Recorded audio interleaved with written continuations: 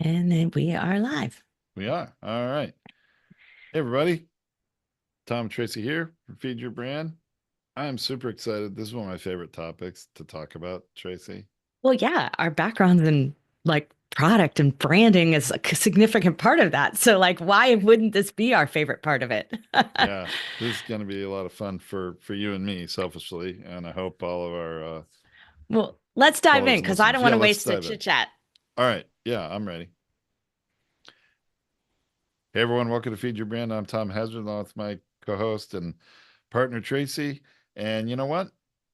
Today we're going to talk about branding, and I'm so excited to Actually, do I this. want to fix that. You We're want to going to fix it? talk about anti-branding. Anti-branding, yes. I So, I the appreciate that. our podcast branding guide is really an anti-branding guide because it's not as much of what you should do as much as what you shouldn't do. I agree. There are many ways to look at it. Now that idea of anti-branding may sound like we don't believe in branding. That's not true. We believe in No, absolutely not branding. true. We believe We in branding. completely believe in branding. It's just that when it comes to podcasting, a lot of the conventional wisdom does not ring true and is not applicable according to Tom and Tracy anyway, Well, right? so here's a really great example. There's this guy who's I'm not going to name, but if you have been in my circles before and been to some of the masterminds I've been to, and you know me personally, you know exactly who I'm describing. There is a guy who is a branding expert, and he creates trailer videos and self brands, right? Like brands that are you, the ones that are Like for those personal brands. personal brands, solopreneurs, ones that are like coaches and where your services are the brand, right? Yep. And so that's what he does. He specializes in it. And he creates these flashy, beautiful produced videos. I mean, they're gorgeously produced. And after you've seen the third one, you realize that your brand looks like every other person's. And every time one comes up, you know exactly who created it. That's why we are defying the conventional wisdom here. That's why we're saying we want you to think about your brand in a different way than those branding gurus out there. And we come from a history of lots of branding. I mean, I wrote a column for Inc. magazine and probably 400 articles in it. I probably 100 of them were on branding, easily, maybe more. And so this is not something we know nothing about. We know a lot about it. And Tom and I have helped people launch over, I think the last count, Tom's 1,200. Like we're Yeah, well about over 1,200 shows right now. podcasts, right? Yeah, Yeah. that podcast shows that we have helped people launch.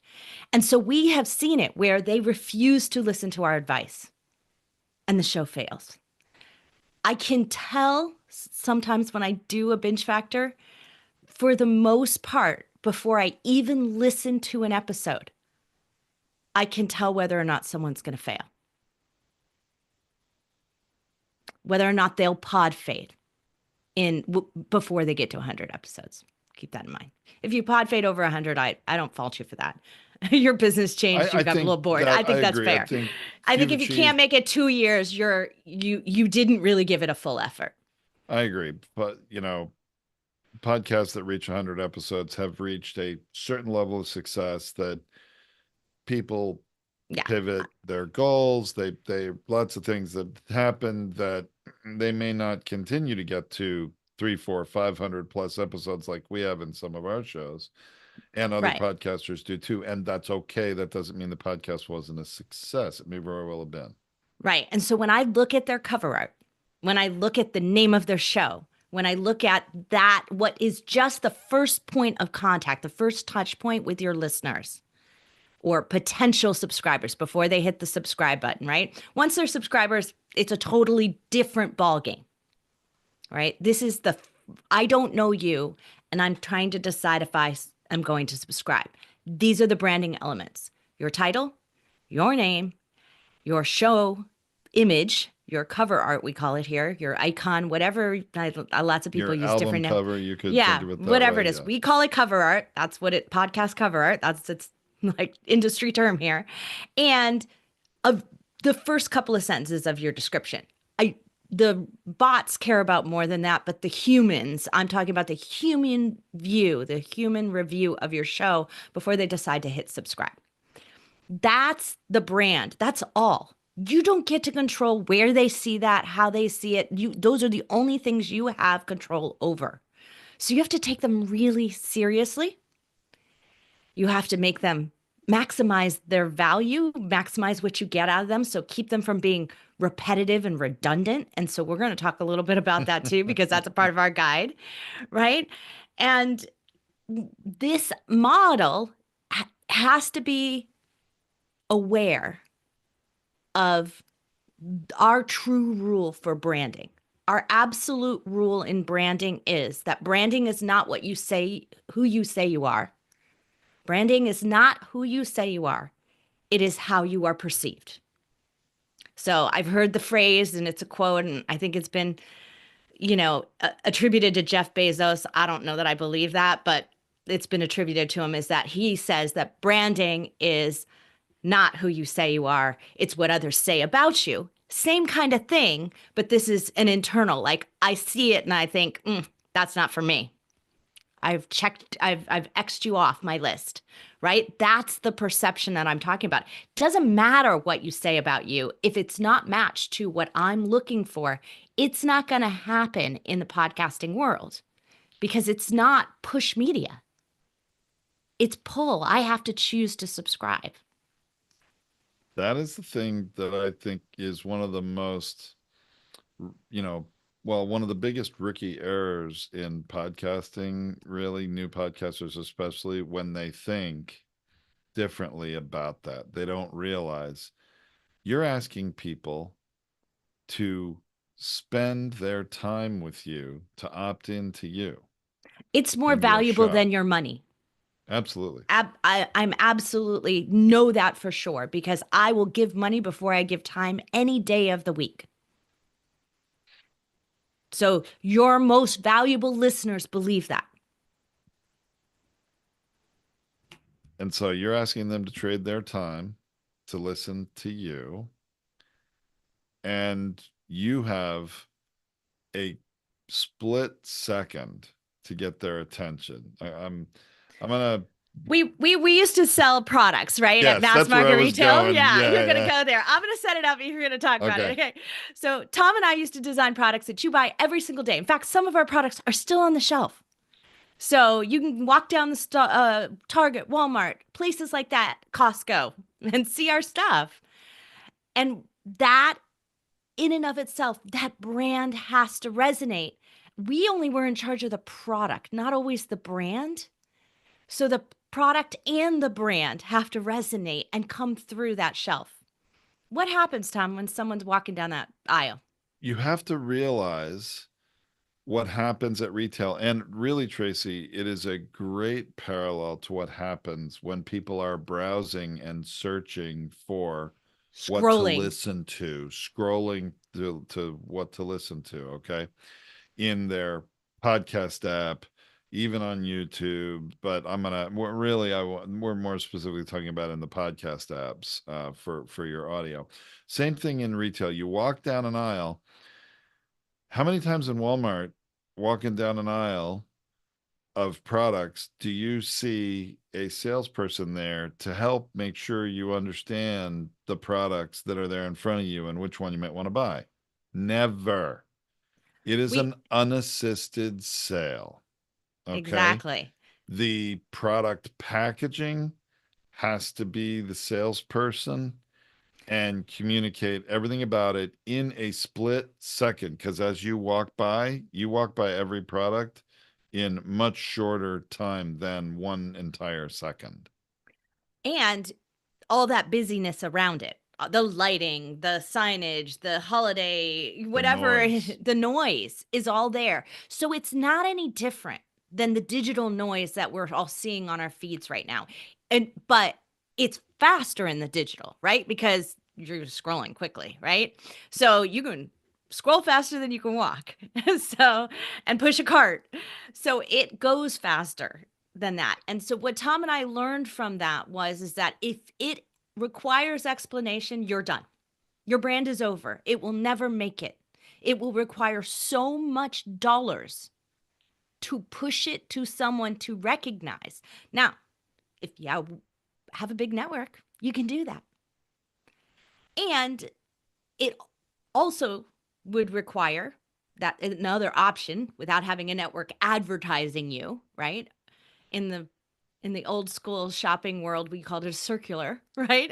So if you could advertise Yeah. in the circular, then people would come into the store to go buy it, right? They would come in looking for it. You mean That's when what you're people doing. actually read real newspapers that had circulars in them? Yeah, Yeah. exactly. Those days are really dwindling. Some people only read them for the circular. Like that was what Yeah. they pulled out each week, right? Right. So that's one model of it. The other model of it is you have such a great product and you've done such a good job of your external branding that they're coming into the store to buy it. It's what's driving them into the store. Those are like anchor brands, we call them in the stores, right? So you'd have to be an anchor brand to be able to do that. And every network, like if you think of a podcast network, has an anchor show. Joe Rogan is an anchor show for Spotify. You've got anchor shows. The Obamas have a network. There's an anchor show on that is driving it, but it's really the Obamas' reputation that is driving it. It has nothing to do with any of the shows that are on it. It's their reputation driving everyone to the network. That's the idea. So these networks have to buy an anchor and have to spend money to get all the visibility for all the other ancillary products, or in this case, ancillary shows, right? Right. Well, most of us independent podcasters are not part of a network and there is no anchor brand. And so, really, while we all should be promoting our shows on social media, raising awareness of it, there's a limited amount of people you're going to reach, how many people you're connected with, how many of the people you're connected with are really going to share it. Most of them are just going to like it and not necessarily share it. So you're not necessarily reaching all of their followers either. Now, you have some people that are influential and are willing to share. Wonderful. That's great. So that's kind of like the circular that But would it's a bring people in. slow burn, Right. right? Very And slow. that's why I can identify someone based on their cover art and go, they're not going to be patient for the slow burn. And that's the number one thing that Tom and I find. And this is why it's a part. It goes against, remember when I was telling you about that branding expert who made it all about this personal brand? Those personal brand rules are huge failures in the independent podcast industry. If you make the brand and the show all about you and you're not Joe Rogan, you're done. You You're don't done even, before you start. not even Joe Rogan. I mean, if you're not ever, I mean, look, Joe Rogan's a unicorn. He succeeded, and if you tried to repeat what he's done, nobody would be able to do that today. Times change and things change. But even if you're not, even in your industry, if you're not a standout star who is well known in your industry, then everything we're talking about today applies to you. You will fail if you make the branding all about you and But not what's in it for the listener to trade their time But I think you to even listen. need to be careful if that's who you are in the industry too, because there are a lot of people who are going to eat your lunch, right? They are absolutely chomping at the bit to take your spot.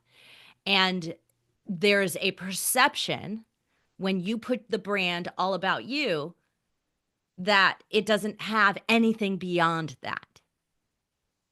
So it hurts you in terms of guests who want to appear on your show. All they want is that trait of name recognition. So it's not a give and take, it's a take. So you lose every which way when you go down that road in an independent podcast world because you're doing this to get to people who don't know you yet. You're doing this to get to people who are new to the industry, to your niche, to your area, and you want to be the first point of contact for them. The ones who are out there searching at 2 a.m. because they're suffering and they need help. That's who you want to be in this world because once you get in their ear, and they binge on your show, you are the only expert they're going to trust. That's what we're all out there looking for.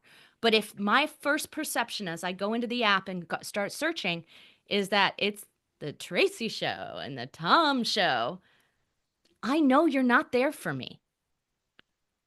There's a reason our faces are not on our cover art. There's a reason it's not the Tracy and Tom show or the Tom and Tracy show. It's Feed Your Brand. That's the name of the show. And honestly, the name itself, while we probably have a lot of differing opinions on the name of the show and some fun things to talk about there, but a lot of ways the name is secondary to this experience because if people have already heard your name, seen it on social media, that's great. You won the battle. They know the name of your show. They can find it if they want to. You want to attract people to your show who are searching on their needs, their interests, topics, subjects they want to listen to, and have them find your show. And then when your show comes up, you've got to hook them.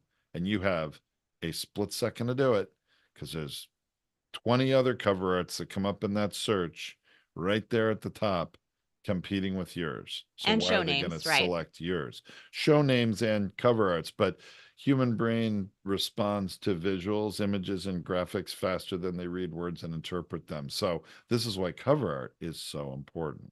That's right. And so there are three things that are a component of your brand in the podcast branding space. I'm being really specific here. Remember, this is a podcast branding guide, not a general branding guide, not a product branding guide, not a website branding guide. Like it's just different here, right? We're talking about podcast branding. And just to put a huge red flag here, context is incredibly important here. That's why what Tracy's saying here, that context is your broadcast branding within the podcast listening apps. This is critical. Right. And this is what Tom and I learned from designing all those products at mass market retail, right? If they're going to be on the aisle, this is where it is. If they're going to be on a showroom floor, it's a different model. If they're going to be sold in a catalog, it can be a different brand, a different product, even, and have different features.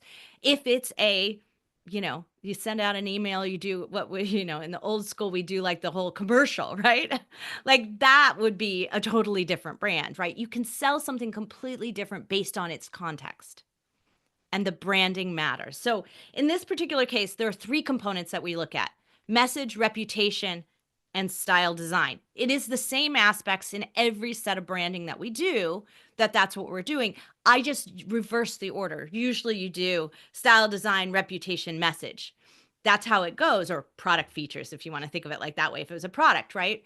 But I'm doing it in reverse because the message matters more. What does the cover art, the title of my show convey in that perception brand model to the listener, and lets them know what they can expect from my show that they're looking for, right? It's got to match to what they're looking for. So that message that it sends is both visual and written, and we got to do both at the same time.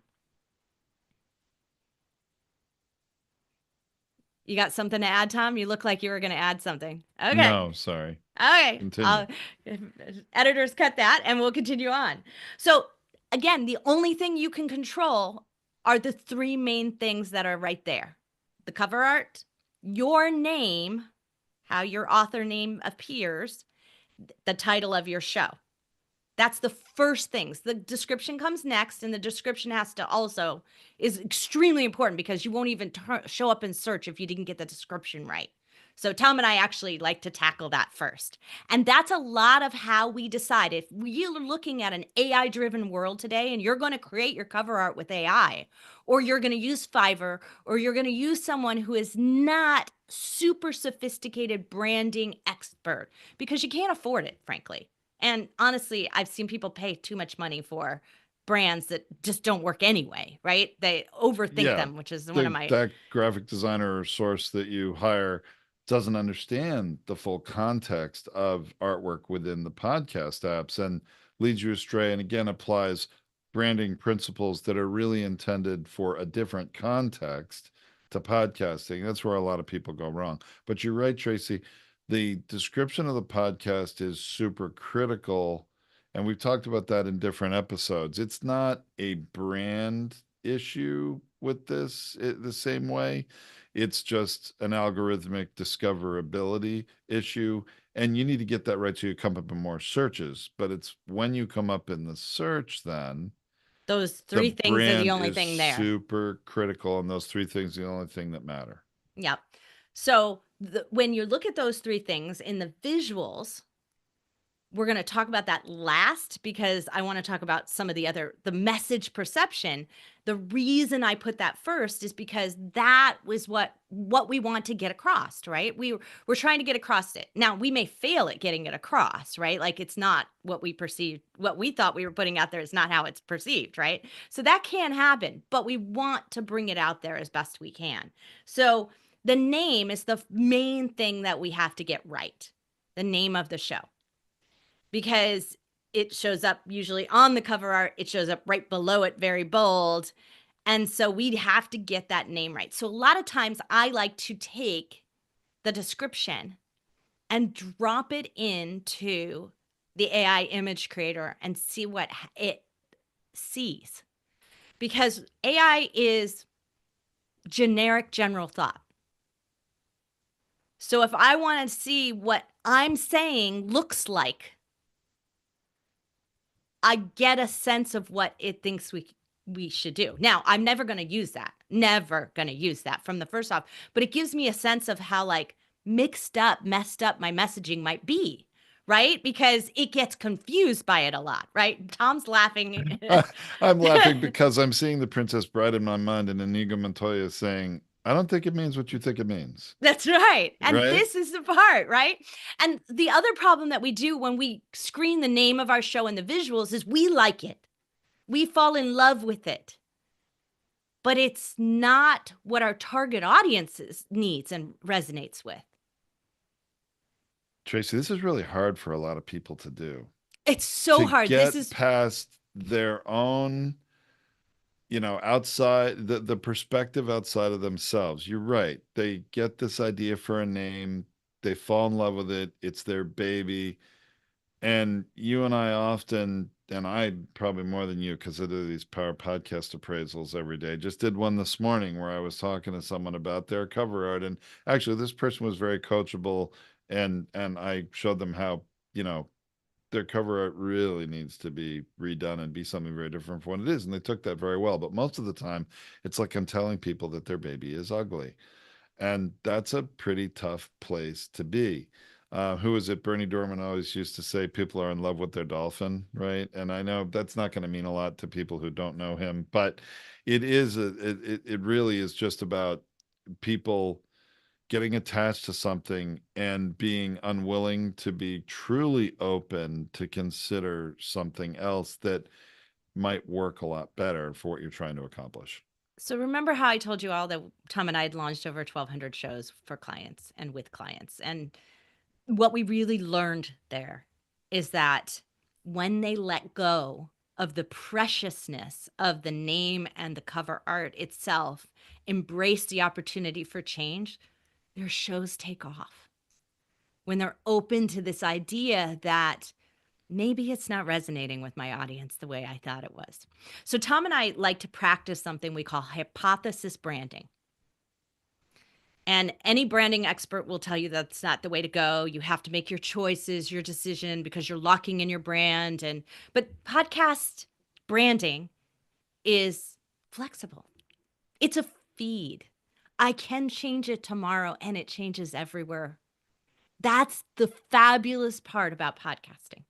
So let's embrace what it can do really, really well and let its flexibility shine so we can change and pivot and make adjustments and go where we need to go. So we start with this hypothesis is, I think this is who my audience is. So this is who I'm crafting my message and my name and my show design for. You might be wrong. We thought that our very first podcast was going to be for 14-year-old boys in their garage 3D printing.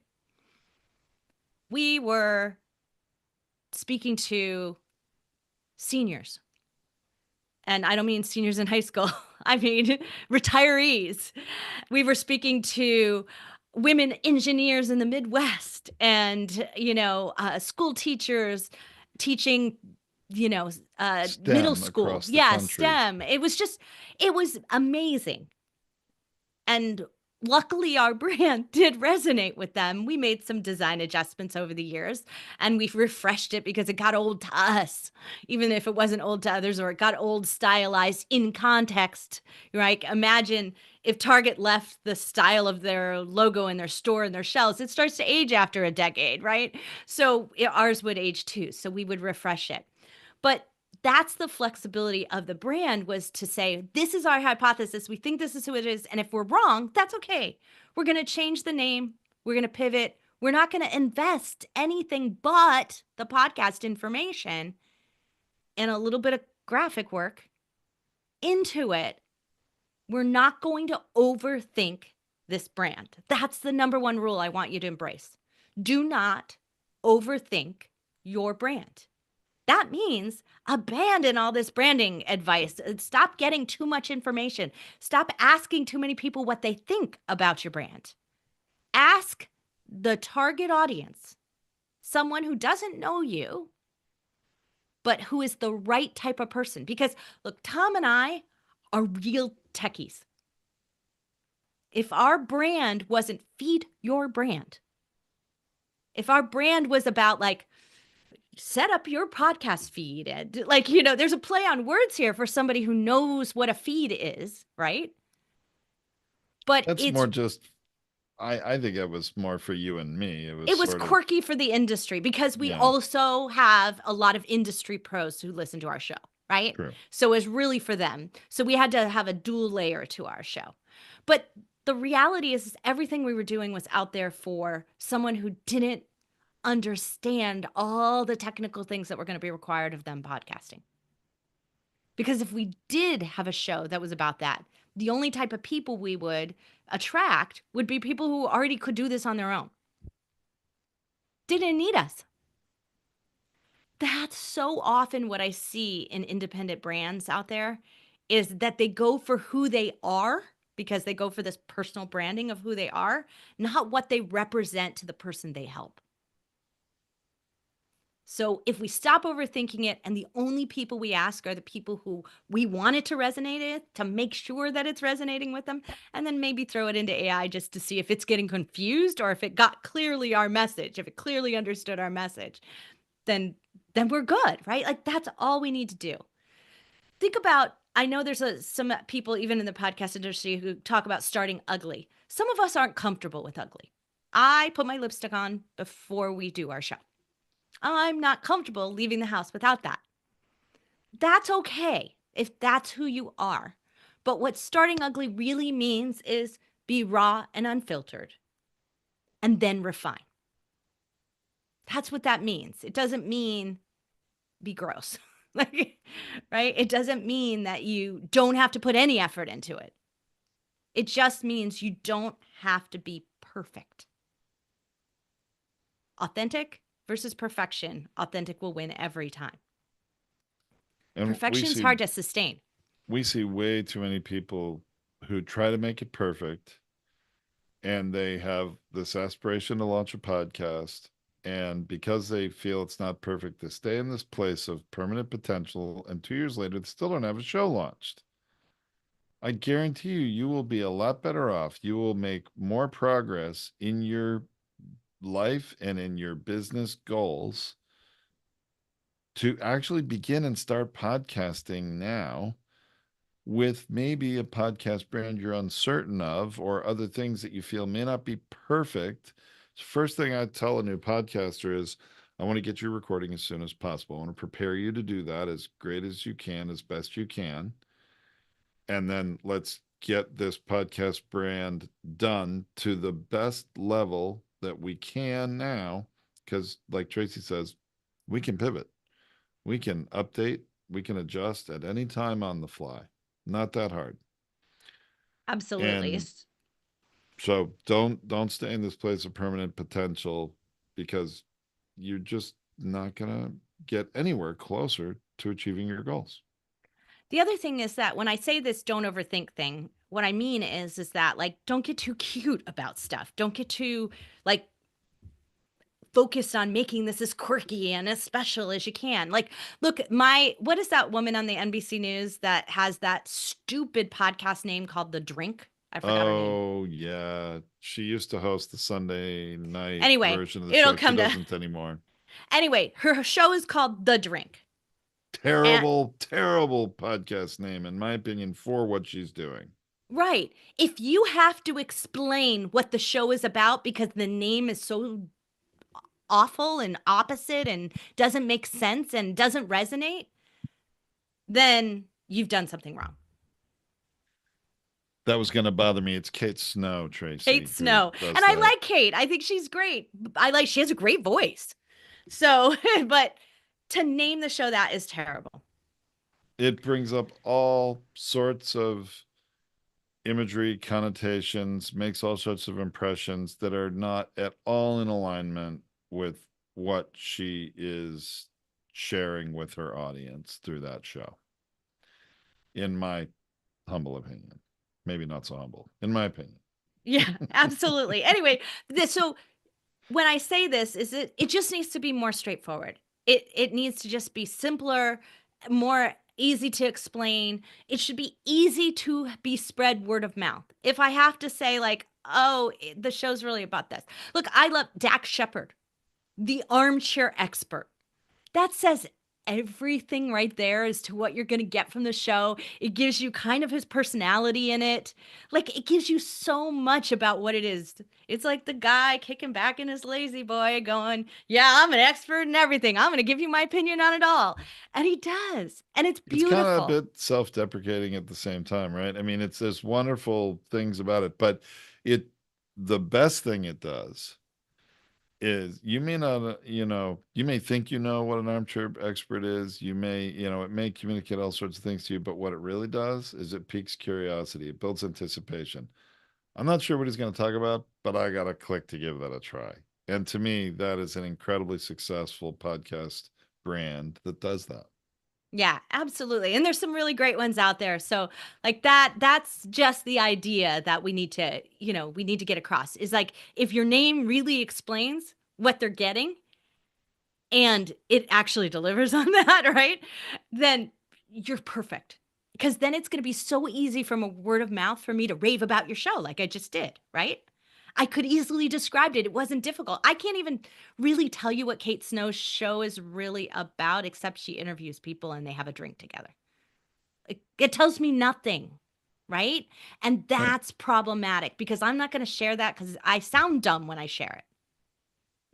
Yeah, it actually has it more often it communicates something that's not what you can expect from the show, and it just not successful So I on that want to level. also put in these two other message thoughts. Sometimes our show are for the guests.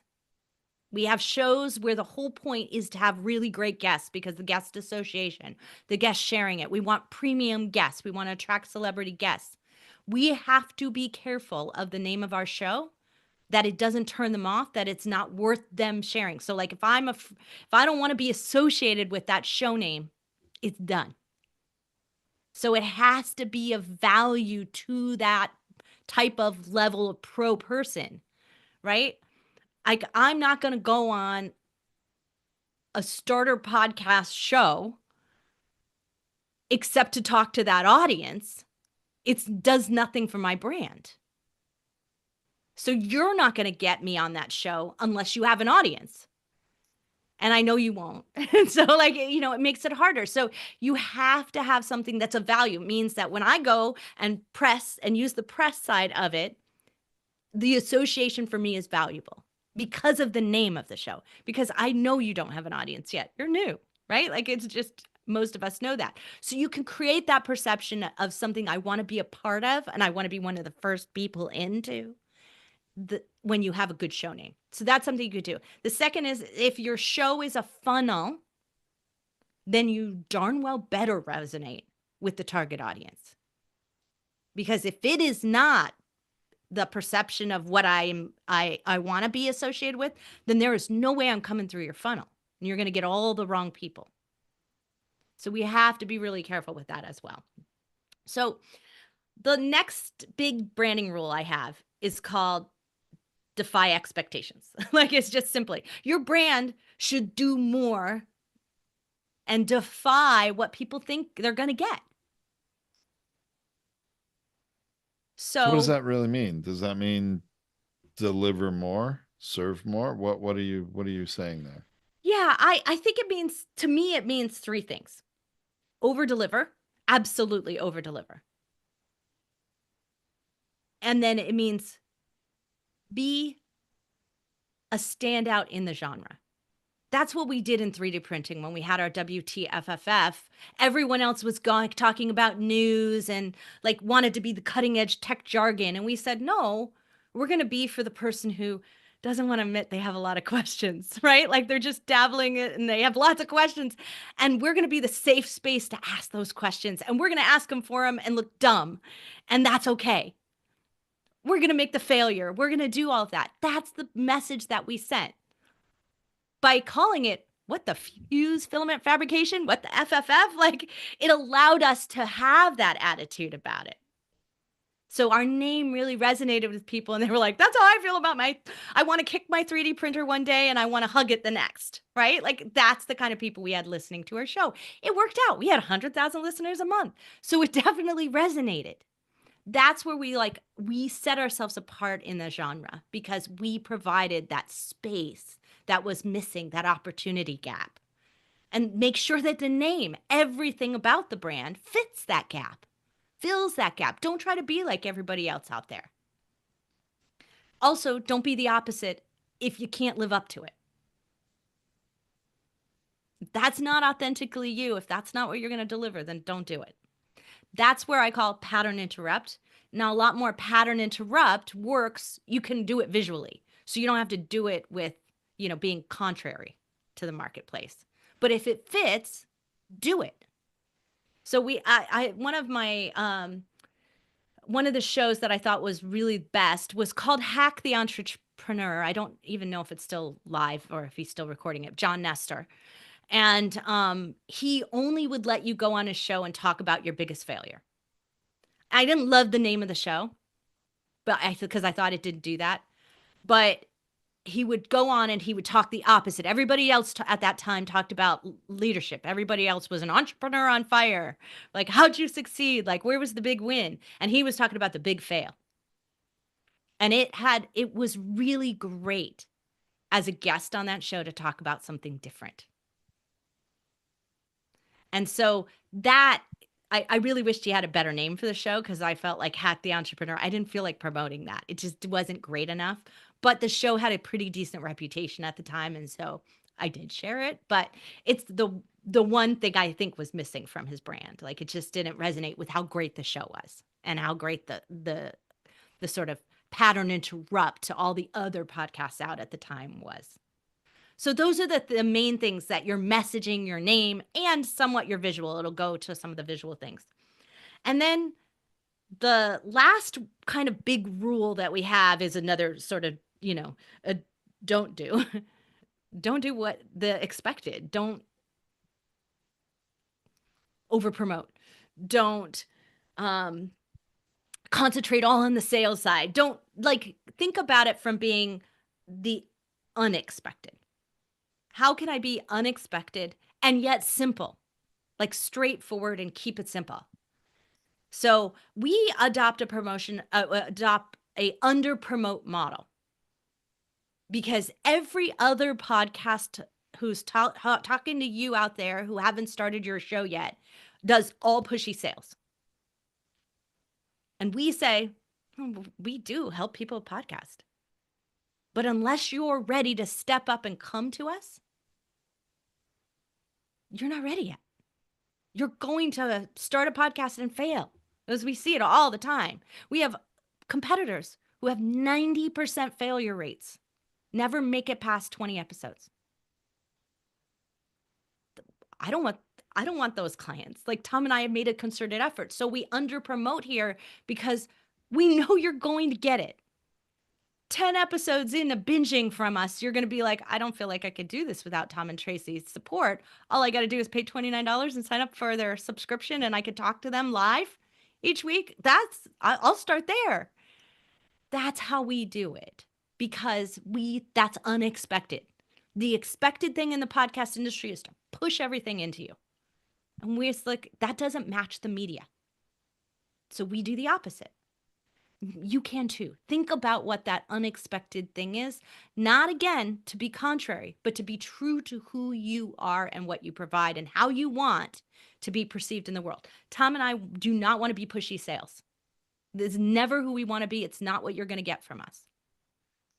And it's how many times, Tom, when you do a podcast appraisal, or when we used to even call them podcast audits, which sound a little daunting and Yeah, we scary. changed that because people want an audit like they want to go to the, their tax Dentist. accountant or dentist. Yeah. Yeah, exactly. But either way, like how many times when you're in there, they'll be like, wow, you really didn't sell me. Like, Yeah, well, the thing is, you have to serve first, and this is true, I believe, of a great independent podcast. You need to serve first and earn the right to sell. And if you're doing it well, you don't really have to sell. And the customer will ask, well, how can I work with you? What do you have to offer me? And that's honestly what happens most often. I blow people away with, some things they didn't realize about their podcast, and they're like, "Oh my gosh, my show would be so much better if I could do these things." And they also think usually, well, unless they're really bootstrapping it and they have no choice but to do it themselves, and I respect that, and that's fine. They'll go and do what they can, or they really don't have time and they'd rather just pay us to do it for them, and that's great, that works too. But usually they're asking by the end of the call, well, how can I work with you? Can you send me information on your pricing, or they want to know it right then? And so yeah, it's really a serve first model, and then the people that are the right fit are gonna ask, okay, well, how do we get started? I mean, honestly, it's like that. because we don't expect our show to do all the heavy lifting, especially in the beginning. Our blog is doing that, our long-term SEO strategy, our video strategy on YouTube, our YouTube shorts, our social media clips, like all that stuff is doing the sales and branding visibility for the people who just want to sign with us. Like they're out there. That the content is a means to a sale out there, but the show itself is service. Right.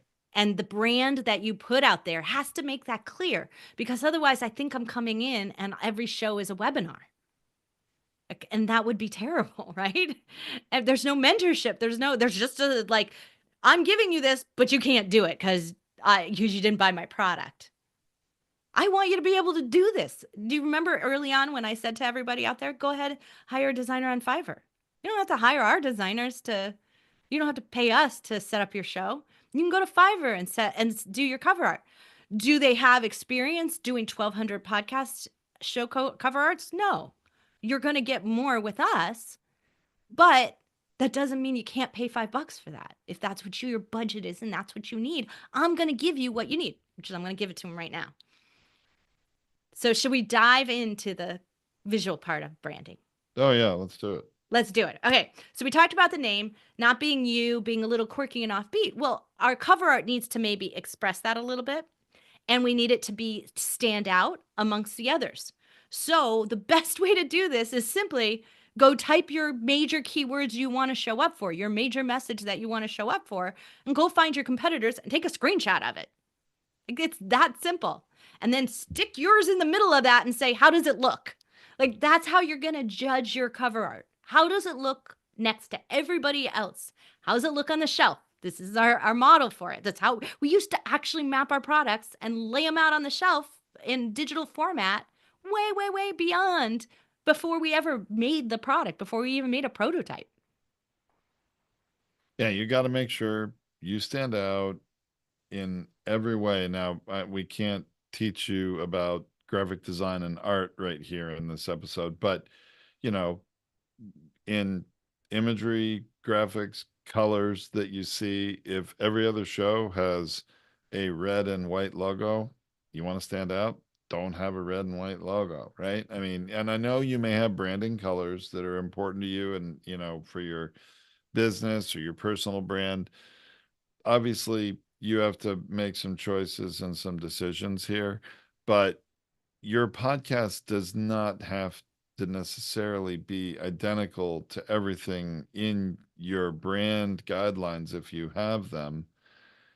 Your podcast can be an ingredient of your brand. It can be a little different. And by the way, this exercise we're telling you to do, it's not just for you people starting a new podcast. It's for, we used to do it every year because guess what? The logo for this show used to be black and green. And then one of our other competitive podcasts in our space came out with a black and green logo. And we're like, all right, time to pivot. And we chose some new colors and redid our, cover art. We've redone it 4 times at least in the history of this show, I think. Yep, and we're going to redo it again next year. So, I mean, it's Awesome. just going to happen, right? The Binge Factor's going through its rebrand first. So, it'll happen in January. Actually, it's already starting. You can see little pieces of it filtering through if you're catching December's shows. The thing about the visuals are that there are a few graphic rules that do not apply to normal graphic rules. And that's again why, if you don't get somebody who knows what they're doing in the podcast branding space, you have to provide the guidelines. And that's why I'm telling you, screenshot the ones that look the best and screenshot your genre so that you have something to provide them to give them that context because they're not going to go out and research it. They're only spending $5 worth of time on it. So for those of you who go into Canva and then go like podcast cover art, like I've seen it happen, like, and then they like, oh, change this and make my picture here and do this. That's where you're going to get the you brand. Like it will be always that. It'll be a picture of you. That's what they provide up there. It looks like everybody else's. So be careful with that. Make changes. You can start from a template. You can use a template to give you ideas. Make sure it's going to resonate in your space and make sure you make enough changes to make it work. Now, when we say context, we also mean go to your website, make sure you drop that cover art in there and it looks okay. Because look, I have Podcasters United is red, white, and blue for obvious reason. United, we pod, right? Like it just makes sense in the way that we do it, and what we're about and where we're going in the future. Like we know that. Luckily, the Binge Factor is predominantly red, white, and blue. It's red, white, black, and blue, but it's close enough. It's just a slightly different blue. And so, even with the changes we're going to make, I still have to make sure that it looks good on that website. So I can't make the blues start to conflict with each other. So I might need to make some adjustments to what I think to make sure it still fits the website, but it still stands out in contrast against it so that it stands out there as not being a corporate brand. And so that matters as well. And then making sure that you are thinking about the background color, imagery that are underneath it. Some people just go straight for the words and a color. That's okay too. I prefer a little bit of depth to it. So if you want that style, what I recommend is you take the background image and then colorize it the color that you want. Make it all like shades of orange or something like that, or shades of gray, whatever it is that you want it to be, and then put your words on top of it. The words need to be the most impactful. They need to stand out.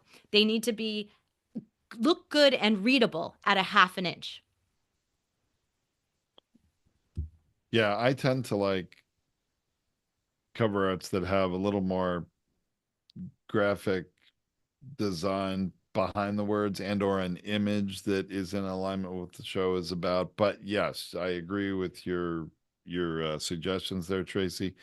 The one thing that I sort of pro tip I want to give to all you out there, whether you're new or you're seasoned at this and you're considering, rebranding your show, when you screenshot those searches of other shows, in a lot of categories, you're going to find half of them have the host's face on them. And I'm going to tell you, instead of your natural reaction would be, oh, they're all using their headshot. I need to get a new headshot. I have to have a great headshot in order to have good cover art. Okay, please don't do that. And I'm telling you, this is a great news that if you find half or more of the shows have people's cover art, because guess what? It's going to be super easy for you to stand out by not being one of the people in that crowd, Yeah, adding your face to it. be thinking like this. The listeners coming in and going like, that one's about them, that one's about, oh, that one might be about me. I'm going to give it a listen. That's how you're going to get the click there. So we have done this. We rebranded someone who had their face on their cover art, and we usually see a 2 to 3 times shift in listenership in 1 month. Now, there are exceptions to this. There are. That's true. I want to be, if you are the only woman in a particular hefty male space, you should make that clear, right? You should really make that clear. If you're just, they need to see realistically that you are representing a different viewpoint. That's the time when you want to do it. And so I say that because I will get messages from some of the clients we advise to do it. It's like, should I change? No, if we advise you to do it, keep it the way that it is, because there was a reason for it in the marketplace. Because you were that contrary view had to do with making sure that people know what you looked like because they could identify with you, because your audience is identifying with you. That makes it happen. The other thing is that nowadays, another context issue is that the backgrounds flip between black and white. You cannot control it. It used to be that the podcast apps were all white backgrounds. And then they were all black backgrounds if you went to Spotify. And now they flip back and forth depending on the user. Like my phone actually flips back and forth between day and night. Like it's white during the day and black at night. So like the backgrounds on the apps, everything changes. So we do not recommend a black or white cover art without a colored stripe around the outside. And lots of branding people, I hate that. They're like, oh my God, you want me to put an outline? They're like, yes, we want you to put an outline around your, because what happens is that if the background's white and you were looking at feed your brand over Tom's shoulder, Tom, point to that one and say something. So you, This one here, feed your brand. yep. So the feed your brand part would be diminutive. It would be smaller than everything else because all the white would blend into the background that's part of the app. And the only things that would be standing out are the words. Now, we chose to do that on purpose. There is a blue outline around it on the app. So just so you know that. So it's not in the image that Tom has there because it's a photo frame.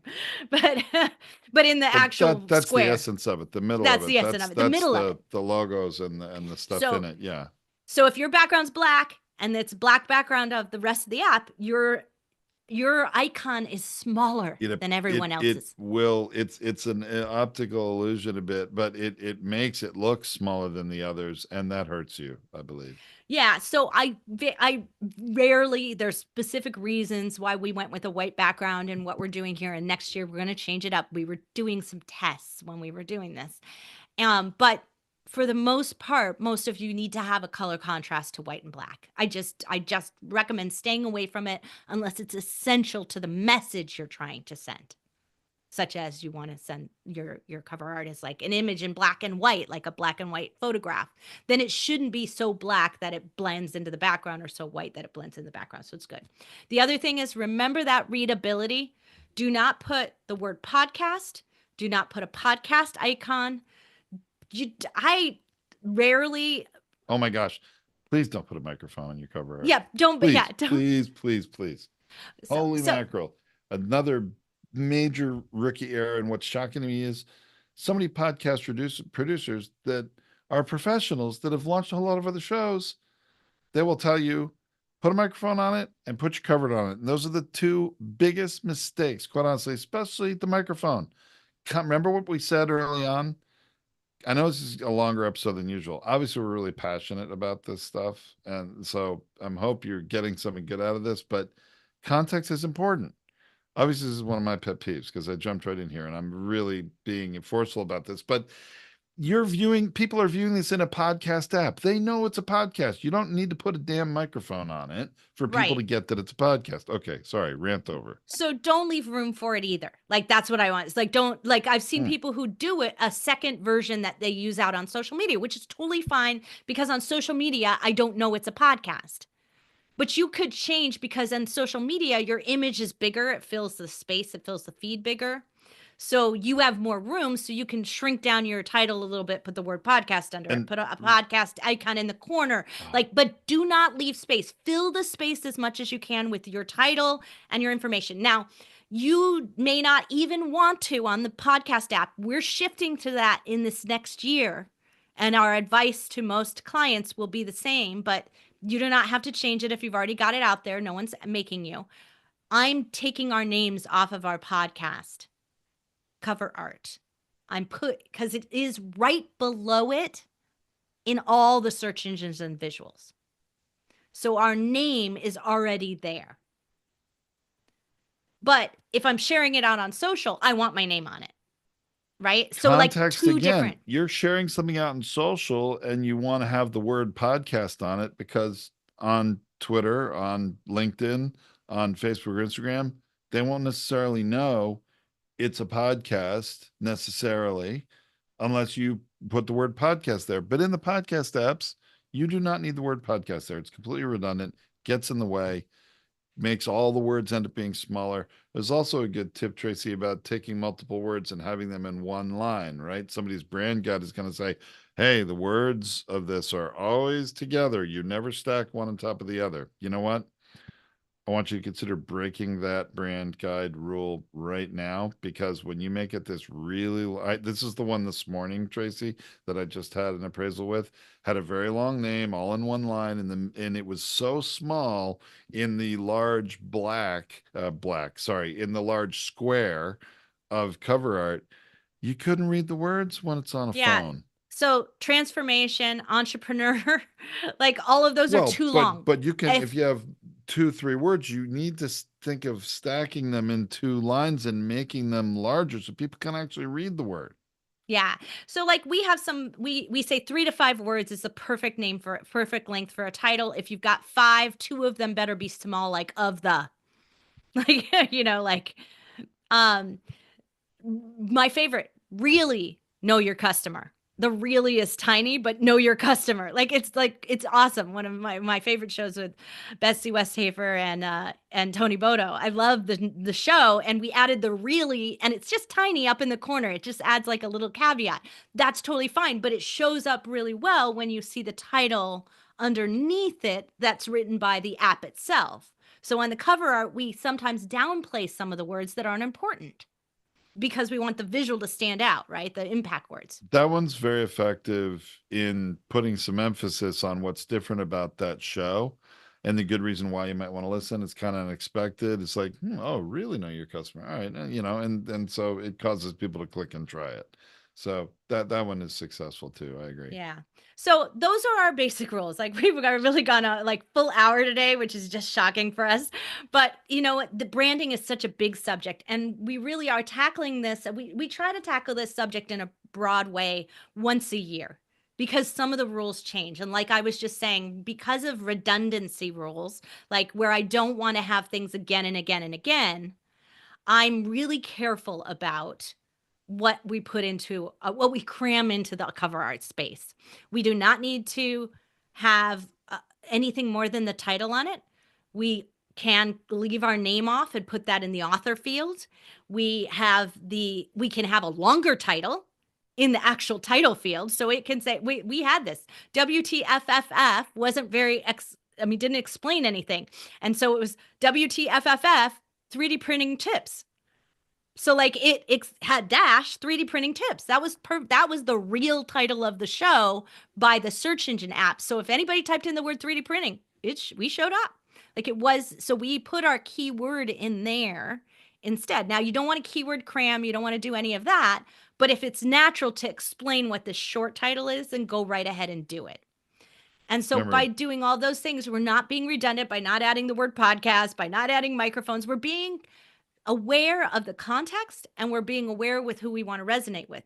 Now, that doesn't mean we don't have a second version of it that we use for sharing on social. We don't have but if it's easy to share, easy to say, easy to use, then more people are going to go out there and share it. And then so we really want to be clear about how and where we're using those pieces. When we're in the app, it's one particular context. the cover art is a hook. It is a hook to grab lure and grab, pull in, if you will, the potential listener to give your show a try. That's its entire job. Don't worry about anything else. Yeah. So I hope this podcast branding guide's been really useful for you, especially as you rethink it. Do not be afraid to change your show. Do not be afraid to shift it. What I can tell you is that the people who do that always say to me, and I've done hundreds of episodes of The Binge Factor where people have shifted their show, and they will say to me, I wished I did it sooner. Of course. It's never a failure. If you know it's not working, it's not working.